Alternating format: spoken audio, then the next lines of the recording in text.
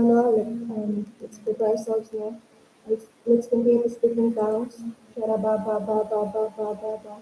Let's continue now to confess our 5 confessions of the blood of Jesus. Number 1, through the blood of Jesus, I have been redeemed from the power of the enemy. Through the blood of Jesus, all of my sins have been forgiven. Because I walk in the light, I cease in the light, and I fellowship with the brethren. The blood of Jesus, the Son of God, cleanses me now and forever from all sins. Through his blood, I am justified, and through his blood, I am sanctified. So as we prepare our bread and wine, for us of communion, let me read this verse.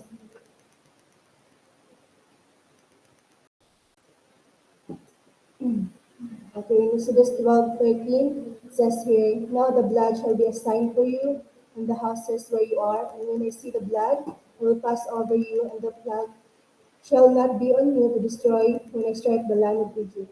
In verse 14 it says here, so this day shall be to you a memorial, and you shall keep it as a feast to the Lord and throughout your generations. You shall keep it as a feast by an everlasting ordinance.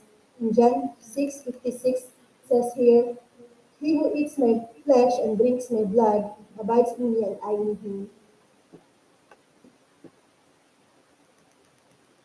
And 1 Corinthians 11:23, for I received from the Lord that which I also delivered to you, that the Lord Jesus in the same night in which he was betrayed took bread.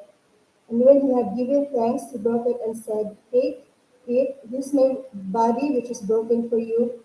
Do this in remembrance of me. In the same manner he also took the cup after supper, saying, this cup is the new covenant in my blood. This do as often as you drink it in remembrance of me, as often as you eat this bread and drink this cup, for you proclaim the Lord's death till he comes. So right now natong partake ang bread and wine.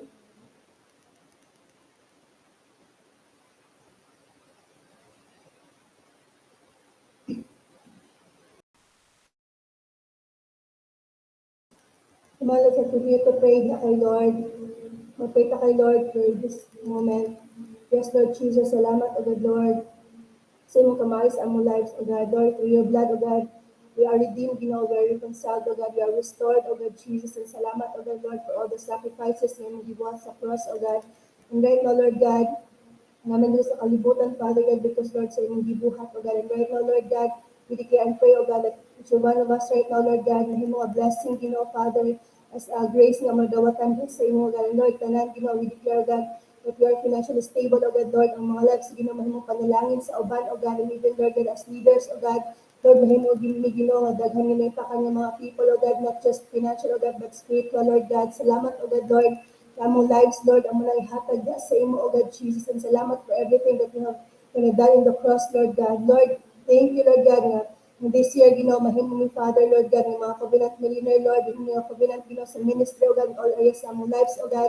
And thank you, God, Lord, nga magpagamit kami all the more, Lord God, nga whatever, mga journey, Lord God, sa among life, Lord God, will continue to serve you, O God. Lord, we praise you, we thank you for this moment, O God, Lord. In Jesus' name we pray. Amen and amen. So right now, let us continue to mga prayer points. Let's pray for prayer point number 1, application of the 7 sheddings of the blood. Yes, Lord, we just thank you for your precious blood that shed in the Garden of Gethsemane, Lord God. Through that blood, Lord, we now have freedom from distress, fear, and confusion. No longer are we bound by rejection or betrayal. We stand firm in your faithfulness and are set free from deceit and indecision. Lord, we remember the blood from the 39 lashes on your back. Through these stripes, we claim physical healing and freedom from any form of sickness, even those that run through generations. The power of sin and bondage is broken, and we walk redeemed, no longer slaves to fear or sin. Father, we thank you for the blood from the crown of thorns upon his head. We declare that you are the leader of our lives, granting us victory over every trial, just as David triumphed over Goliath. We claim victory, prosperity, and honor in all we do. Our work is transformed into worship, blessed and fruitful, impacting our families, ministries, and communities. By this blood, Lord God, we declare breakthroughs in every area, intellectual, professional, and spiritual. Thank you, Lord, for the blood that came from his face when his beard was torn. Because of this, shame is removed. and we stand in our God-given dignity. We are no longer rejected or insecure. We see ourselves as you see us, restored and valued, walking in the beauty of your love. We remember the blood from his hands nailed on the cross. Father, cleanse us of past, present, and future sins. Let our hands be anointed to serve you, developing the gifts and talents you've given us. Destroy every form of unproductivity and bring forth a spirit of excellence in all we do. May we carry the anointing for ministry, reaching and consolidating lives for your kingdom. We thank you for the blood from his feet also nailed on the cross. Let our lives be restored to the right path, always within your will and purpose. May we walk in your truth, possession for your divine appointments, and never straying for your purpose. Give us spirit to go forth as your disciples, bringing others to your light. Lastly, Lord God, we thank you for the blood and water that poured from Jesus' heart, broken for us. This blood bring us emotional healing, turning our pain into joy. It conquers every spirit of hatred or abuse, filling us with a heart of compassion and love. We ask for a heart that beats in rhythm with yours, passionate for your presence and compassionate for your people. We praise you, Lord. We love you and honor you. In Jesus' name we pray. Amen. So let's continue to pray prayer point number 2. Father, in the name of Jesus, we declare the power and anointing of the Holy Spirit over our man and woman of God, Pastor Nonon and Pastor Atini, together with Isa and David and every new gen primary leaders, all seal leaders, every family and everyone connected to the ministry and to do His grace will experience all around prosperity, favor, blessing, and protection in the name of Jesus. Every prayer answered, every need met, and every dream fulfilled in Jesus' name. We declare wisdom, discernment, and fire to do your purpose and produce great exploit in Jesus' name. In imong word, Lord God, in the Daniel 11:32, but the people who know their God shall be strong and carry out great exploits. We declare that you will avenge us, Lord. We declare your word in Isaiah 54 verse 15. If anyone does attack you, it will not be my doing. Whoever attack you will surrender to you.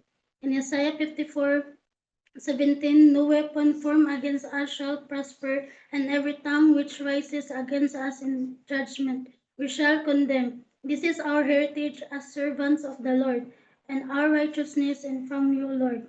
People with evil plans against us will not prosper. We declare your word in Deuteronomy 28 verse 7. The Lord will grant that the enemies who rise up against us will be defeated before us. They will come from one direction but flee from us in seven. In Psalm 7:15 to 17, they dig a deep pit to trap others, then fall into it themselves.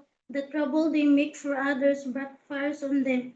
The violence they plan falls on their own heads. I will thank the Lord because he is just. I will sing praise to the name of the Lord Most High. In Deuteronomy 32 verse 35, soon our enemies will get what they deserve. Suddenly they will sleep and total disaster will quickly follow. Thank you, Lord. We invoke our covenant with you and we believe that we will never be defeated. We are always victorious in Jesus' name we pray. Amen. Let's continue to pray prayer point number 3. Shkarababa Papa Yes, O God, Father, in the name of Jesus, we call out to come to the team, the godly, sold out, strong, wise, committed, primary 12, 144 cell leaders, and 1728 cell leaders. We pray for 1,000 cell leaders this year, Lord God, leaders who are spiritual and not emotional. Let your word be the final authority in our lives. We will walk by faith based in your word. We will enjoy solving problems and delivering results. We will break our own records and set new records. Holy Spirit, empower us with your power and grace to produce leaders. Let the anointing to produce world-class leaders and multimillionaires find expressions in our lives in the name of Jesus. You said in your word, Lord, in Psalms 112, 1 to 3, praise the Lord. Blessed are those who fear the Lord, who find great delight in his commands. Their children will be mighty in the land. The generation of the upright will be blessed. Wealth and riches are in their houses, and their righteousness endures forever. We praise you, Lord. We honor you. In Jesus' name we pray. Amen. Let's continue to pray. Prayer point number 4. Yes, Lord. Yes, Lord, Father God in heaven, Lord, we pray for our nation Philippines. We pull down every stronghold, every works of the devil in Jesus' name. We pray for godly leaders that truly serve our nation. Lord, we pray, Lord God, Lord, that you will bless, Lord God, and favor that you have prepared for our nation. Lord, we declare in your word, O God, in Psalms 5, verse 12, for you bless the righteous, O Lord, you cover him with favor as with a shield. In Psalms 90, verse 17, may the favor of the Lord our God rest on us, establish the work of our hands for us. Yes, establish the work of our hands. In Leviticus 26, 9 to 11, I will look on you with favor and make you fruitful and increase your numbers, and I will keep my covenant with you. You will still be eating last year's harvest when you will have to move it out to make room for the new. I will put my dwelling place among you, and I will not abhor you. Lord, we declare also, Lord God, Lord, for Pastor MG's surgery, O God, declaring quick and successful surgery in Jesus' name. His entire organs and body will be strong and prepared for this surgery, O God. Calcium will be normalized, no complication in Jesus' name. Fast, full, and permanent restoration of health in Jesus' name. We declare, Lord, presence of mind of the doctors and all that is involved. The Lord is his main surgeon. Lord, we pray for Juby Ebo, Lord. We pray for her complete healing, no complications, a healthy heart, and fully restored organs in Jesus' name. Lord, we pray and declare sa imong word, Lord God, James 5 verse 16, the prayer of a righteous person is powerful and effective. Lord, we also pray for Juby Malingen. We declare for your protection in Jesus' name. We pray for miraculous healing upon her, Lord God. We rebuke every complications and make her body strong and healthy, O God. We declare the embodiment of these verses over their lives, O God. In Matthew 8 verse 17, this will fill the word of the Lord through the prophet Isaiah, who said, He took our sicknesses and removed our diseases. In Isaiah 53 verse 5, but he was first for our transgressions, he was crushed for our iniquities. The punishment that brought us peace was on him, and by his wounds we are healed. In Psalms 91 verse 16, with long life I will satisfy him and show him my salvation. In Jeremiah 30 verse 17, for I will restore health to you, and your wounds I will heal, declares the Lord. In Jesus' name, amen. Let's continue to pray. Prayer point number 5. Shakara ba ba ba ba ba ba be be be. Father, Lord God, we thank you, Lord, for giving us the best lands, Lord God. We declare, Lord, in the name of Jesus, swift and smooth land processing, building approval and construction for our 6,000 to 10,000 seating capacity church. In the name of Jesus, we come before you with grateful hearts, thanking you for the gift of this new land. Tonight, Lord God, we ask for your divine peace to rest upon it from the soil to the structures that will be built. Let every step of the construction be guided by your hand. Lord God, we declare that no confusion, conflict, or disturbance will arise. We speak for your protection over every worker, every plan, and every corner of the land.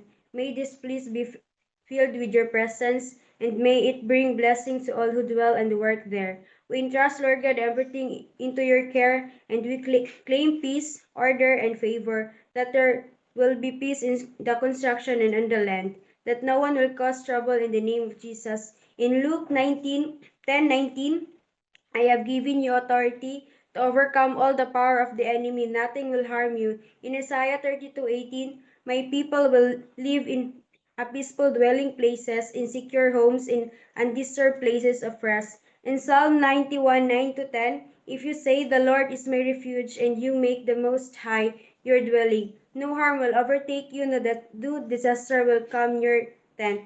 We declare, Lord God, the favor of God and favor of men, favor from government and private institutions. Wherever we turn, Lord, favor is on our side. In Proverbs 21:1, in the Lord's hand, the king's heart is a stream of water that he channels toward all who please him. In Exodus 36:3, and they received from Moses all the offerings the Israelites had brought to carry out the work of constructing the sanctuary, and the people continued to bring free will offerings morning after morning. We declare, Lord, non-stop and abundant provision. We will have more than enough in the name of Jesus. O Lord, that you will be blessed all businesses connected to all new gen leaders. Blessing and favor will rest on all our home offices. You will make each leader a topmost top cell leader and topmost top CEO. You will connect us to B2B clients. We will build IT parks in Jesus' name. In Isaiah 60:11, therefore your gates shall be open continually, they shall not be shut day or night, that men may bring to you the wealth of the Gentiles and their kings in procession. In Isaiah 58:11, the Lord will guide you always. He will satisfy your needs in a sun-scored land and will strengthen your frame. You will be like a well-watered garden, like a spring whose waters never fail. And everyone who will sow will experience restoration of dreams, life, family, and businesses.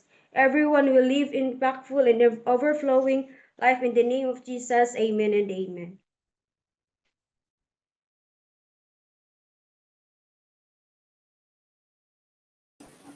Alright, so good morning sa atong tanan, no? Good morning.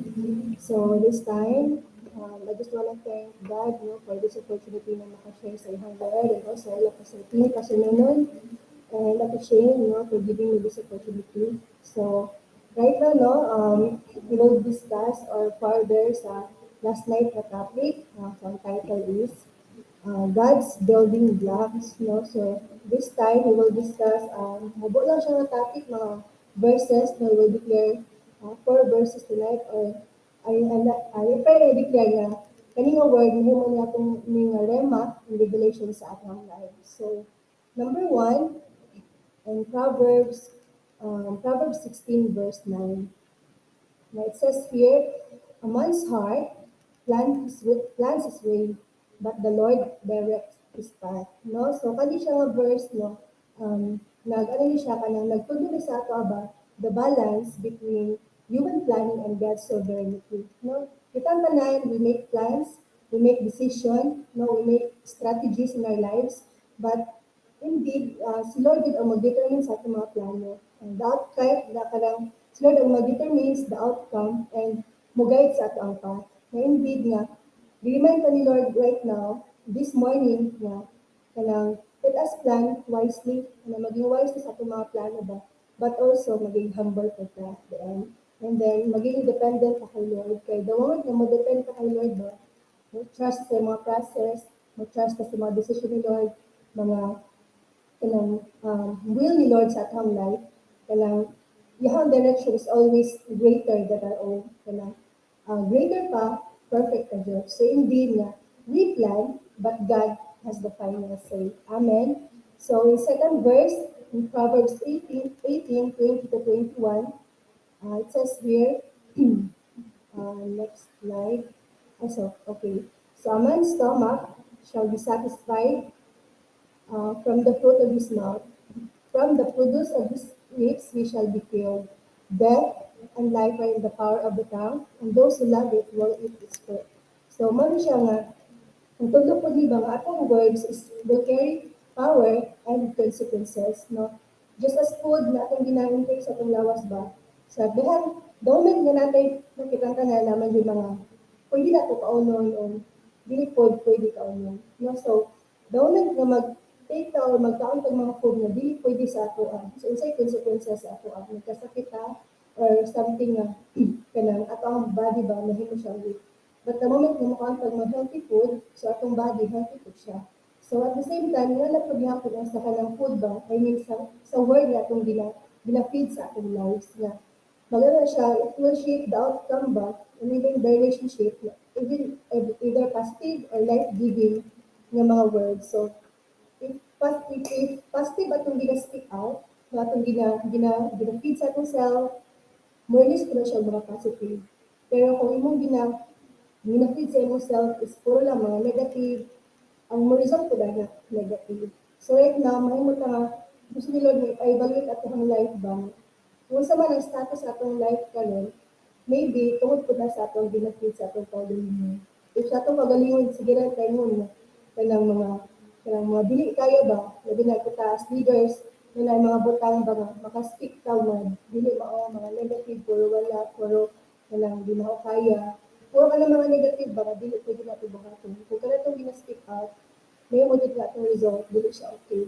Kaya the moment na mag-speak out mga nindot yung mga butang, no, so kanang positive po ang manifest sa atong lives ba. So indeed ba, or in short nga, our words create our reality.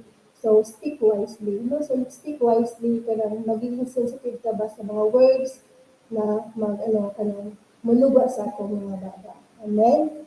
No, so in second to the last verse, no, so gabay na kayo itong topic karon, no, so in second to the last verse, in James 3:6, the tongue also is a fire, a world of evil among the parts of the body. It corrupts the whole body, sets the whole course of one's life on fire, and itself set on fire by hell. No, so our tongue is also a fire, no? A world of evil among the parts ba. So this verse nga ano sa ato kanang warning ta nga ang tongue kanang makadala na siya og ang ano ba kanang dili mao nga mga butang kanang it spread mga words nga it will cause damage, no, kanang dili na to makontrol. So maybe mahimong hurtful, no, maging deceitful, or even kung dili na to makontrol, and even po makaruin po na siya mga relationship and even sa entire person's life. So kani nga verse nag-emphasize ni nga our tongue, even small na siya, no? Kanang parts of the body is very small na siya, but it can influence the evil, no? It can lead a person into a sin, dili siya ma-check, no? So hindi nga, uncontrolled tongue can destroy a life. So it must be guarded carefully. So this time, nala ko isa ka example, so for last week, may nahitabo sa ako ang team, which is sa ako first time ko nakasakay og ang patrol car, I mean police car. So nadala ko sa station 4 sa Ampayon kay tungod sa mga rumors na dili mao. So ang nahitabo kay sa campus ko siya, campus celebration namo last week. So one of our invites ba, gi-invite na mo siya. Ay actually ako dili man ko makasulod ato na school kay bawal man siya pasudlan og mga students. So ako lang mga women ang ipa-invite. So kato nga isa nila ka classmate, wala to gina-invite na kay kabalo sila. Dili jud tugtay o very strict ang parents. Kabalo sila. Ang parents daw ato is very rapper pag masuko. So wala nila gi-invite. Pero kato siya nga student kay gusto man gyud siya mo join, so willing siya, sinabuhat siya ng mga rason para lang maka-join. So fast forward, pag uli na sa ilahang balay, so mo rin na din mga commotion ng hitabo, din na result siya nga, nadala ko sa station 4. So ako ra jud ang nakasakay sa station 4. Then nag-apa sila ng mga women. So ngano ako ni siyang example ba? It's because kung ang katong student sa invite, to pa lang siya na sa iyang parents, dili siya modako ang kuan, dili siya modako ang issue. Kaya may issue na sa New Gen, kay NPNP daw, so yung mga Gabriela, yan na ba, kay nagkuha daw mga student from campus para daw dalhin sa lugar na dili mao. So nga ang issues, pero to God be the glory, wala ang may gipasagda ni Lord, kay tungod po sa mga connections niya, na-shame, kay Ryan, yung mga police, and isa po sa atong mga naman kay kabad sa church na police, no, Sir Ayan, so isa po siya nga nag-help para maplasa ang tanan, and paano po ni Lord, gikasar po ni Lord kay, kuwasa ko nga lugar, gidala, or station, kato po ng mga police, dito po siya na-assign. So muna, gikasar ang tanan, but mo to nga, ako di siya the example, kay it's because makaluwin siya og ganang reputation or relationship kay nga naman, kaya dito nga lugar, hindi, gibawalan na nga mag cell group, bawal na dito mag-adto, bawal na mag-sharing kung dili tungkol sa barangay and sa school. So indeed nga, o even po, katong mga women ako, ginabawalan na po sa silang mga parents. So, tungod lang sa isa ka estudyante, tungod lang po sa gi-speak out niya, mga dili mao, daghan siya na damage, daghan siya ka nang na-influensyahan ba, daghan siya na na nadamay tungod ng ato. But kabalungan ko nga, kanang napay gusto buhaton ni Lord ba, I know nga, dili pa rin mag-end, nang dili pa rin mag-end ng journey, baka balong nga, daghang pag-i-connect ni Lord ng mga people ba, masaligan o gikan jud kay Lord. Amen. So, and last verse, no, indeed, no, so, fast forward tayo, last verse, diri sa Proverbs 21 to 23, it says here, whoever guards his way, his mouth and tongue, keep his soul from trouble. So, indeed, mo siya na, kasi kani siya nga verse, nag-teach me or nag-remind sa ato na the importance of self-control in speech. So, careless words can lead to conflict ba, misunderstanding or regret. So katong ang panghitabo sa akong life ba, kung ako mismo ato, kanang bisay nga itong hitabo kung ako mismo nagbuhat ko kung mga nag-storya ko mga dili maoso, naging siya ako ng dako na ng impression ng issue. So kung iba na to, nag-silent lang ko, ako lang gibuhat ang dapat pwede lang buhaton no, through sa guidance sa leader ako share, sa kanila ko share ba. Hindi mo siya apply sa tanan. So, kinahanglan nga right now, mahimo na itong atong i-guide atong mga words, no? Na maging sensitive ka ba? The way we speak ba? Before ka mag-speak, kinahanglan nga, ato siyang bantayan kung kani ba itong words na itong ipagawas o atong speak sa tao, di ba siya makasakit?